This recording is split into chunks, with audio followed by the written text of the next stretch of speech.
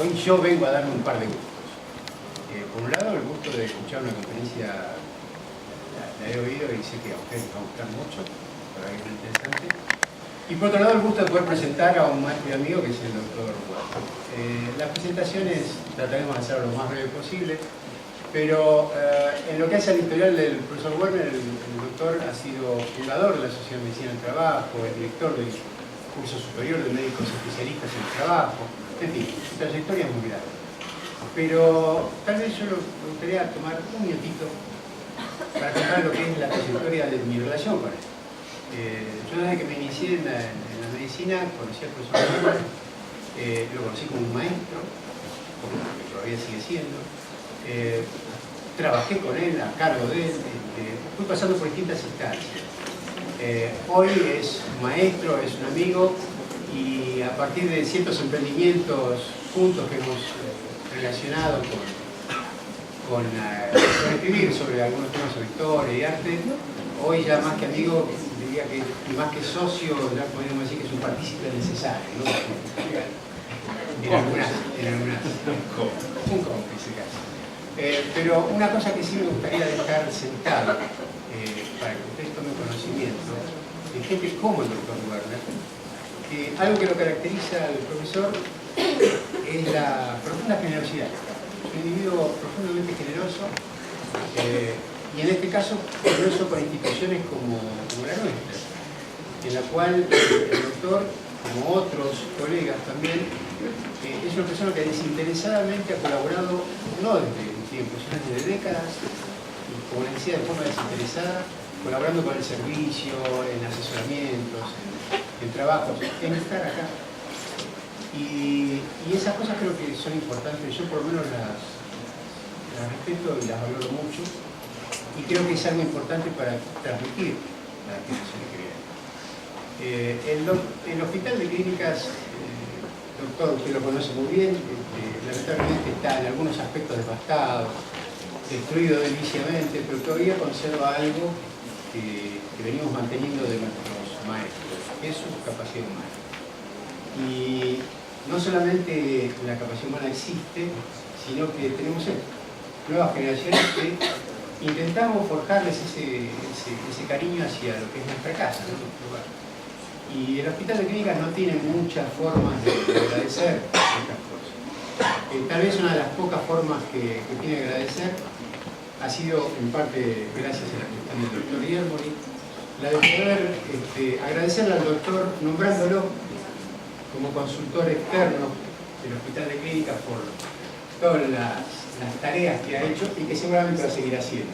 Así que, doctor, queremos agradecerle en este momento con el nombramiento de profesor consultor externo del Hospital de Clínicas.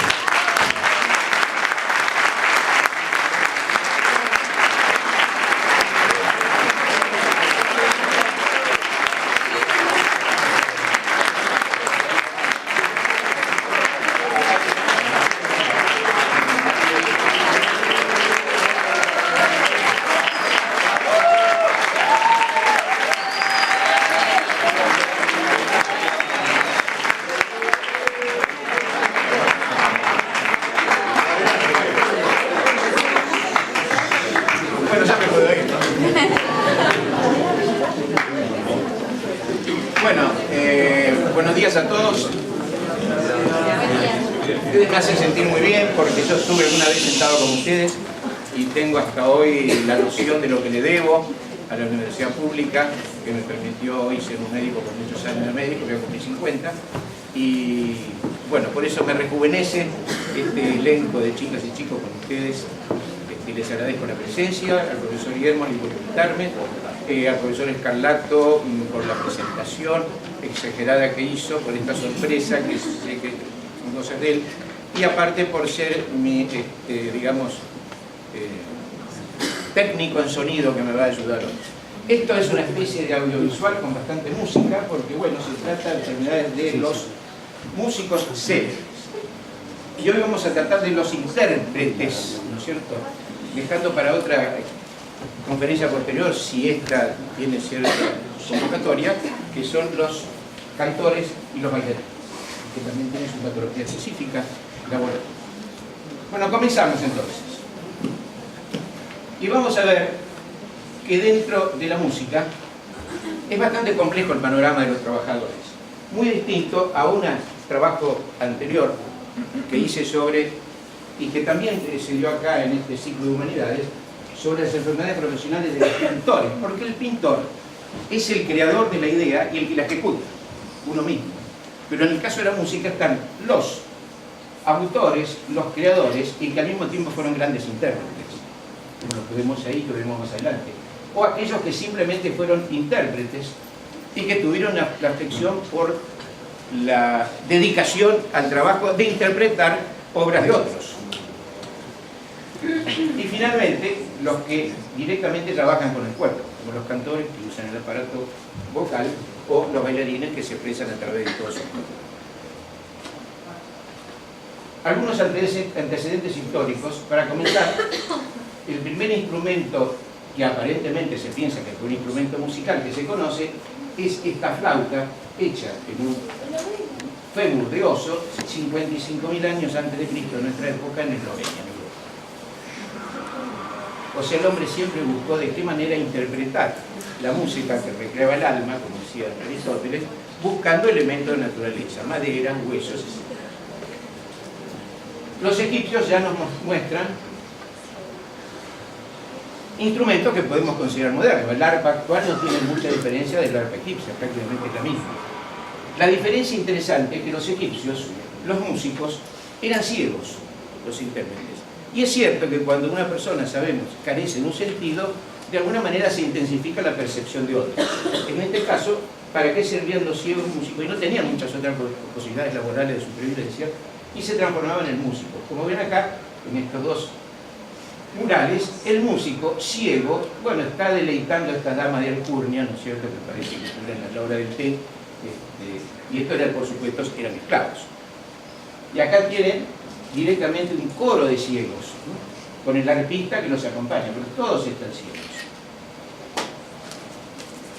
Y acá empezamos con la patología, no solo la reubicación laboral de una persona con una discapacidad tan importante como una ceguera, sino la patología de enfermedades profesionales. Fíjense, toda una vida en esta posición, sentado sobre las piernas y encorvado, y trae esta jiba, trae esta escoliosis, ¿no es cierto? Y probablemente esta, que obviamente no es la radiografía de esta persona, pero esta es la radiografía de una momia, en la cual vemos la presencia de espondiloartrosis, los puentes óseos típicos, que casi todos tenemos después de los 50 o 60 años. Entonces, esto podría haber sido una radiografía de este pobre esclavo que lo vemos ahí tocando el arpa en esta posición tan antiergonómica. Y acá lo mismo, en este caso vemos otra cosa, el abdomen globuloso en la posición sedentaria de esta persona que debe haber pasado horas del día haciendo esta tarea que trabaja. Y fíjense, por contraposición, el hombre rico, el amo, lo que está almorzando, tiene la mujer o comiendo, no sabemos cuándo, la mujer que cariñosamente le pone la mano atrás, y miren lo que es la comida, tiene vinos, distintos cántaros, un lechón, un pescado y panes, distintos alimentos, ¿no? Y el otro pobre no sé si comería a lo mejor los restos de eso. La medicina del trabajo reconoce un padre. En pocas especialidades pueden decir hubo un padre. Bueno, sí, este señor, Bernardino Ramazzini, en el siglo XVII, lo que dijo fue: si las personas se enferman trabajando, tiene que haber una medicina para esas personas, y creó la idea de la medicina del trabajo, disciplina en la cual yo soy instructor desde hace muchos años. Una especialidad apasionante porque es muy interdisciplinaria y es parte de la salud pública. Nosotros nos dedicamos a que los trabajadores no se enfermen. No deberíamos ver personas enfermas, por supuesto que la vemos, pero nuestra actividad fundamental es la prevención. Ramazzini escribió una obra, Memoria Artificum Diatriba, de las enfermedades de los artesanos, muy importante, un éxito editorial, tuvo varias ediciones, porque él un día, estando en Módena, en su casa, era un hombre de buena posición, dice que estaba en el segundo piso de su casa y ve como los trabajadores municipales levantan las losas de la calle para limpiar la cloaca, cosa que se haría cada tanto, y ve que los trabajadores entraban y al rato salían corriendo. Entonces bajó y preguntó por qué hacen eso. Y dijo, mire doctor, porque si nos quedamos un rato prolongado, nos empiezan a llorar los ojos. Y si nos quedamos más tiempo, hay compañeros que no pudieron respirar. Y algunos, por seguir quedándose, se murieron. Evidentemente, eran emanaciones de sulfidio, que sustancias biológicas, las que provocaban esto. Y él dijo, qué paradójico que una persona muera donde va a buscar su sustento, para él y su familia. Así nació su preocupación por las enfermedades profesionales. Fue el primero que las describió de forma sistemática. Y él escribió este libro, esta es una de las traducciones que se hizo en Argentina, y un capítulo se dedica a las enfermedades que suelen atacar a los maestros de la voz y los cantantes. Y agrega, aunque no está en el título, también los flautistas, o sea, enfermedades que según él podían tener derrames de venas laringeas, etc. Bueno, y entonces entramos a la ergonomía. Ergonomía, como saben, es la ciencia que trata la adaptación de las herramientas y los puestos de trabajo a las capacidades del hombre, en este caso los instrumentos musicales de esos trabajadores. Y fíjense que muchas veces cuando se construye un instrumento musical no se piensa mucho en ergonomía, sino en que el instrumento musical sea eficiente, que sea más sonoro, que tenga más timbre, que tenga más presión sonora, que tenga más capacidad de incluir distintas frecuencias. Con lo cual a veces conspira, como vemos acá un poco humorístico, como lleva el contrabajo este personaje de Viena del siglo XVIII. O sea, entonces, para colmo se hacen cuando se diseñan para una persona promedio, como tantas cosas en la vida, para que tiene 1,70 y se olvida de personas como yo que apenas llegamos a 1,60, ¿no es cierto? Que después tenemos problemas para la miriguilla por una serie de cosas. Con los instrumentos musicales también. No todos los pianistas logran una octava, los que tienen manos muy chiquitas, y ustedes algunos lo deben saber, les cuesta, después veremos a qué lesiones llevó situaciones como esa, de ese biotipo. Bueno, fíjense en que la ergonomía ha ido mejorando los instrumentos musicales, a veces para bien y a veces para mal del instrumentista. La viola da gamba, antepasado del violonchelo, se tenía que aprisionar entre las piernas, se necesitaba un sobreesfuerzo para sostenerlo, no era un aparato liviano. Y es el antecesor del violonchelo. Acá lo vemos a Rostropovich, que simplemente con los años se agregó esto que se llama la pica, con lo cual evita tener que sostenerlo entre las piernas. O sea que un simple artificio ergonómico dio solución a este problema, a esta patología. O el piano, que pasó del clavicémbalo, del clavicordio, simple, las cuerdas son pulsadas, con lo cual no hay fuertes ni suaves, se toca todo con la misma intensidad, con un tablero bastante minimalista, que dio lugar al piano forte. A veces uno piensa que piano forte quiere decir suave y fuerte, porque el hecho de tener martillos con felpa que amortigua, el hecho de tener pedales y el hecho de haber duplicado el teclado, me hizo la posibilidad que los músicos románticos especialmente pudieran usar el piano en lugar de el aburrido, digamos, entre comillas, clavicordio. Pero esto significó un esfuerzo muchísimo más grande. No es lo mismo tocar esto que tocar esto. Las exigencias para el ejecuante son muchísimo más severas. O en el caso de la evolución de la orquesta, una orquesta en la época de Mozart tenía más o menos un máximo de 20 instrumentistas, mientras que una sinfónica actual generalmente anda alrededor de 80, el mínimo es 86, puede tener menos por supuesto, según el presupuesto, y puede llegar a 120, 130 o 150 ejecutantes. O la fabricación de los instrumentos también tuvo una evolución ergonómica, desde el luthier, ese artesano que hacía instrumento por instrumento, y a veces a pedido del músico. Stradivarius, por ejemplo, cuando ordenaba la fabricación de uno de sus aparatos, estaba continuamente al lado del luthier, para que sea a gusto de lo que él quería, a la fabricación en serie de los instrumentos musicales actuales. La evolución del ballet, el ballet barroco, lento, con movimientos pausados, pesados si se quiere, dio lugar en su evolución al ballet moderno, donde parece que estas bailarinas están más en el aire que pisando la tierra. Y eso se logró gracias a la evolución de dos partes del vestuario de las bailarinas. En primer lugar, el calzado. Este calzado pesado, típico del ballet barroco, se transformó en la actual zapatilla de ballet tan liviana, y que permite estas posiciones que son las que les gustan a todos. Y por otra parte, la vestimenta también pesada del ballet barroco, se transformó en el tutú, ¿no es cierto?, que permite estos movimientos tan gráciles. La evolución de la sala de concierto palaciega, barroca y finalmente la orquesta pequeña o el conjunto de cámara, de ahí viene la palabra de cámara, estaba dentro de esta cámara palaciega, donde los asistentes prácticamente se codeaban con los músicos. Después se llegó al auditorio, al teatro sinfónico lírico, como nuestro Teatro Colón, 2.500 o 3.000 personas, con la exigencia que significa también para los cantantes y los músicos, y finalmente hoy tenemos los recitales musicales en los estadios de fútbol, donde ustedes quieran, con miles y miles de personas, gracias a la amplificación eléctrica que antes no se disponía.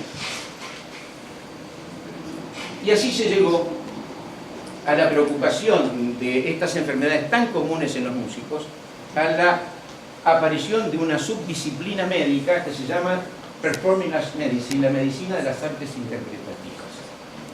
Es muy importante, hacen sus congresos, hay sociedades en todos los países importantes, desarrollados, tienen congresos anuales de la especialidad, hay una biografía nutrida sobre las enfermedades de los músicos.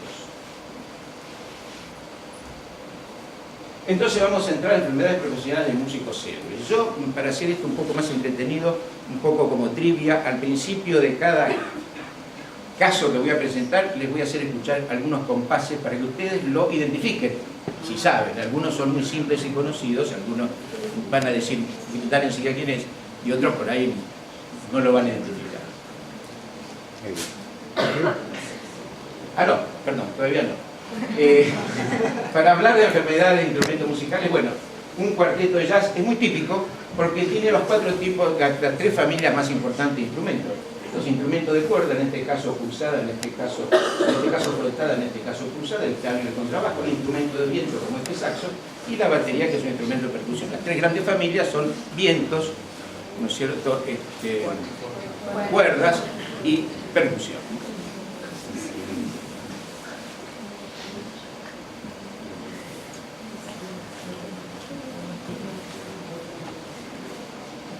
¿Se acabó? No, suele aparecer acá. No.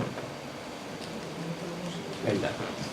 Bueno, Liszt, gran pianista, que se pasó la vida tocando y que creó obras de difícil ejecución, porque solamente la ejecutaba él, dijo: practico 4 o 5 horas diarias, trémolas, escalas, sextas, si no me vuelvo loco acabarás por hallar en mí un artista, una carta que le manda a otro, ¿no? Y bueno, sí, estos artistas son en realidad como atletas de alta performance, ¿no es cierto? Se pasan horas y horas y horas diarias ejercitándose, lo que significa la aparición de las enfermedades, la posibilidad de tener enfermedades profesionales. Los riesgos que están expuestos los intérpretes musicales, esto se me ocurrió a mí, en riesgos físicos y riesgos ergonómicos. Los riesgos físicos más importantes, el ruido, que afecta a casi todos los músicos, sin duda. La electricidad. Hoy día el rock electrificado, los instrumentos electrificados han dado casos hasta mortales de accidentes. Y los riesgos ergonómicos, los movimientos repetitivos, lo vamos a ver en los violinistas, en los pianistas, en cualquier músico, el sobreesfuerzo, como el sobreesfuerzo de quien debe soplar un instrumento de viento, los posturales, y por el diseño defectuoso del instrumento y o también del puesto de trabajo. Esto estuvimos mencionando recién, la falta de ergonomía en el diseño de los instrumentos. Y ahora sí.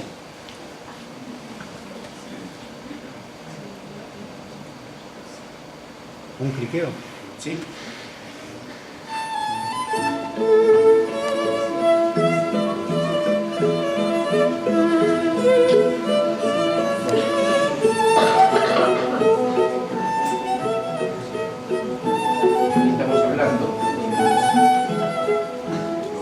Boccherini, el famoso menú de Boccherini. Sí. Bueno, Boccherini lo ponemos como modelo de una enfermedad profesional por riesgos ergonómicos, que lo tuvo todo, ahora lo van a ver.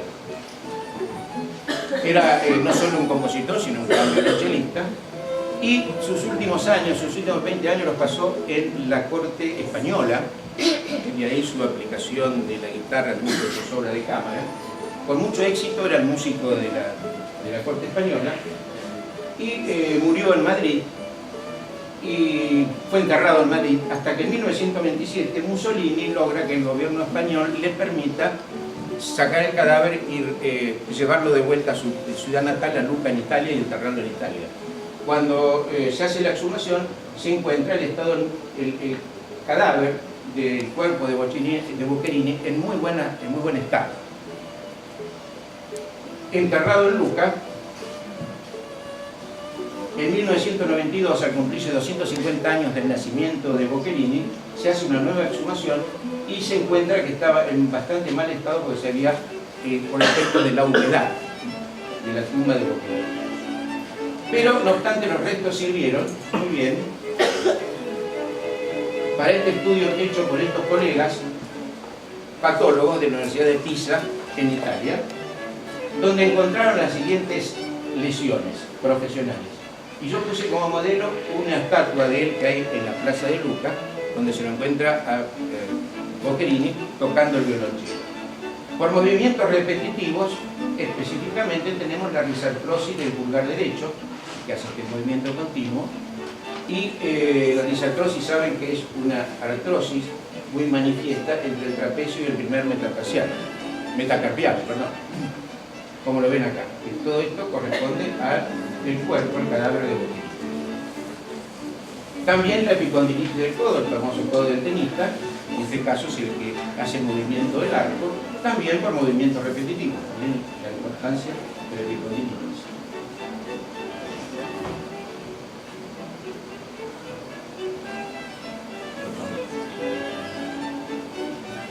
El valgus de las tibias, recuerden que en esa época no había pica, había que sostener el violonchelo entre las rodillas, llevó a esta deformación tibial, entonces por sobreesfuerzo y mal diseño del instrumento.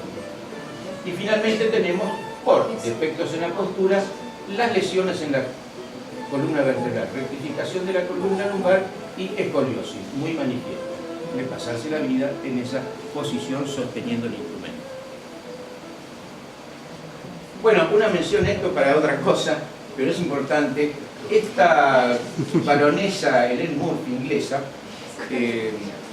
psiquiatra de mucho prestigio, escribió en el British Medical Journal, una revista científica impecable de consulta, un trabajo sobre una afección que ella encontró que era el escroto del chelista. Evidentemente apoyar toda la vida el violonchelo sobre ciertas partes pudentas tenía... 37 años después escribió otro artículo confesando que había sido una broma. Y que la broma se había basado en otro que escribió sobre el pezón del guitarrista. Me pareció tan gracioso que escribió eso y todo el mundo se lo tragó, el mundo científico. Entonces, chicos, cuidado con lo que leen.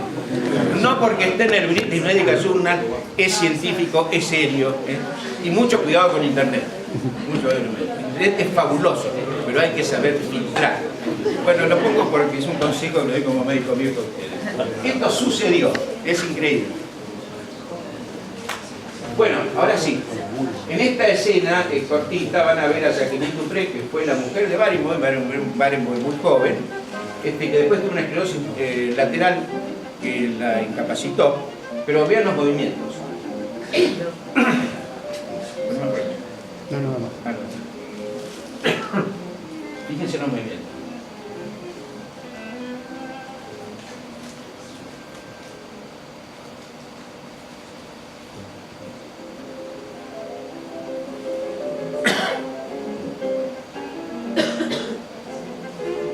Bueno, esto es lo que veíamos, ¿no es cierto?, rígido en la estatua de Boccherini, acá lo ven, en función de Jacqueline Dupré. A ver si identifican.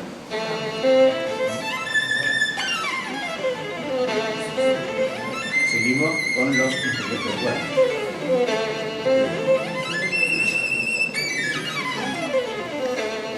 Bueno, nada menos que Paganini, uno de los caprichos de Paganini.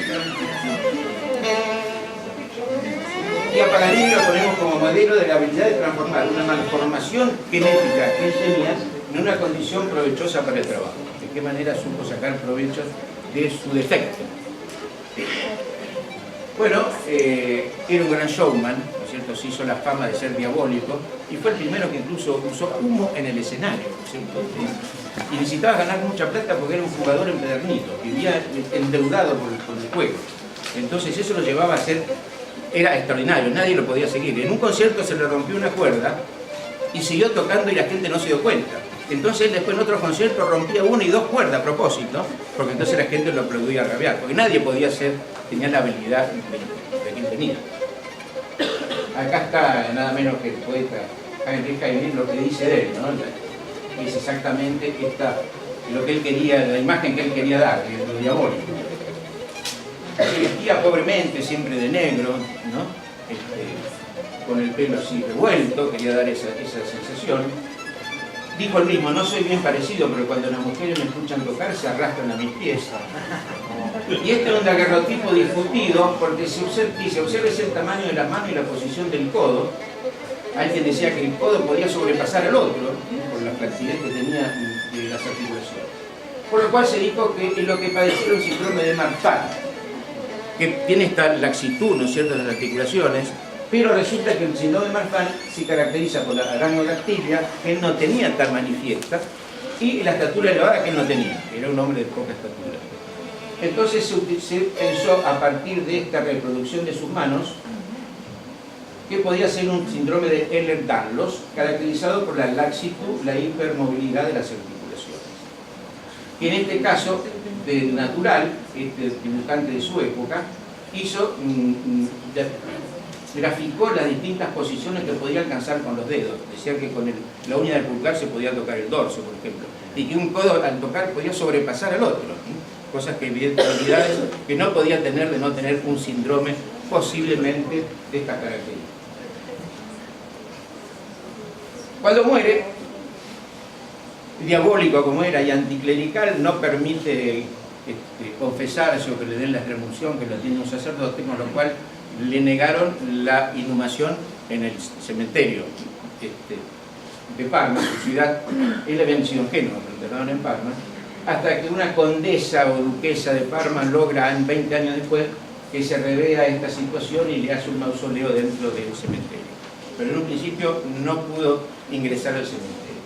Su violín tuvo mucho, en realidad el más importante no fue un Stradivarius como si fuese un Guarnieri, que está en el museo de su casa natal en Génova, guardado, y que con condiciones de humedad especiales, continuamente controlado, chequeado, y que alguna vez algunos violinistas importantes han podido tocar. Entre ellos Shlomo Smith, que lo ven acá. Shlomo Mintz, pasarlo por favor, miren lo que es la digitación del capricho que escucharon recién.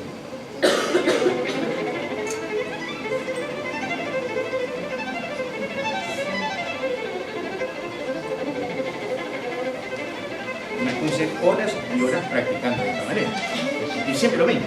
Un deportista por ahí tiene distintos ejercicios, pero él vuelve a repetir siempre lo mismo.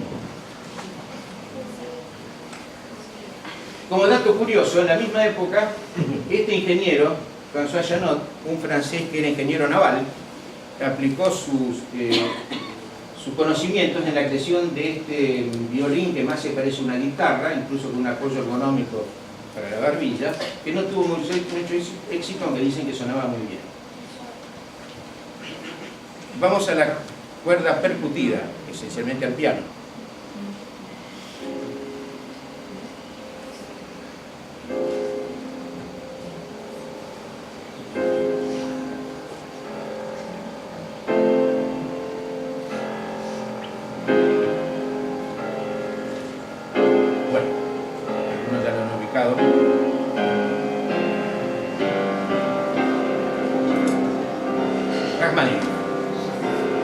Rachmaninoff lo puse como el modelo de quien aprovecha su biotipo para crear obras exclusivas. Así como hay biotipos que significan una dificultad para interpretar el instrumento. En el caso de él fue